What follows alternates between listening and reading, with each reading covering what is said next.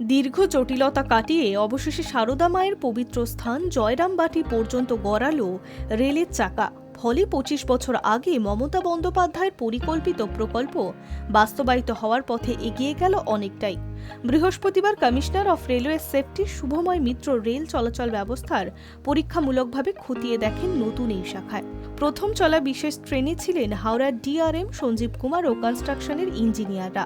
Jayrambati train পৌঁছতেই উপচে পড়ল ভিড়। বড় গোপীনাথপুর থেকে জয়রামবাটি ৭.১ কিলোমিটার নতুন এই রেলপথের পরীক্ষামূলকভাবে সফল হলেই মিলবে সবুজ সংকেত। এরপরেই বিষ্ণুপুর থেকে সরাসরি জয়রামবাটি ট্রেন পথে যাত্রা করা যাবে। লোকাল এক্সপ্রেস সবই চলবে ওই লাইনে। বিষ্ণুপুরের সঙ্গে সারদা মায়ের জন্মস্থান জয়রামবাটি সহ ঠাকুর রামকৃষ্ণ জন্মস্থানের কামারপুকুর জুড়ে দেওয়ার উদ্যোগ শুরু হয় ২০০০ সালের গোড়ায়। তৎকালীন কেন্দ্রীয় রেলমন্ত্রী মমতা বন্দ্যোপাধ্যায় ঘোষণা করেছিলেন বিষ্ণুপুর থেকে জয়রামবাটি হয়ে তারকেশ্বর পর্যন্ত রেলপথ নির্মাণ করা হবে।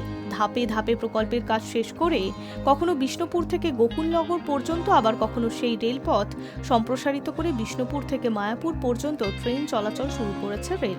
কিন্তু তারপর থেকেই ভাবাদিঘি সমস্যার কারণে স্লথ হয়ে যায় প্রকল্পের কাজ। শেষ পর্যন্ত অত্যন্ত ধীর গতিতে হলেও চলতি বছরের গোড়াতেই ময়নাপুর থেকে জয়রামবাটি পর্যন্ত রেলপথ নির্মাণের কাজ শেষ হয়।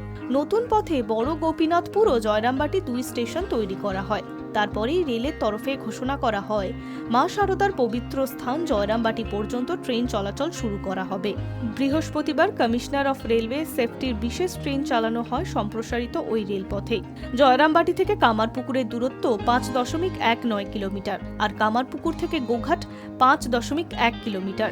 এই রেলপথে ভাবাদিঘির জন্য আটকে থাকা কাজ বাকি, যা ১ বছরের মধ্যে শেষ করা সম্ভব হবে বলে বৃহস্পতিবার ইঞ্জিনিয়ারিং বিভাগ থেকে ইঙ্গিত দেওয়া হচ্ছে।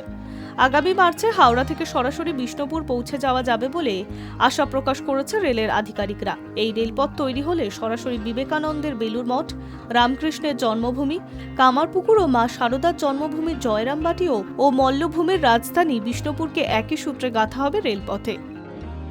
High News network.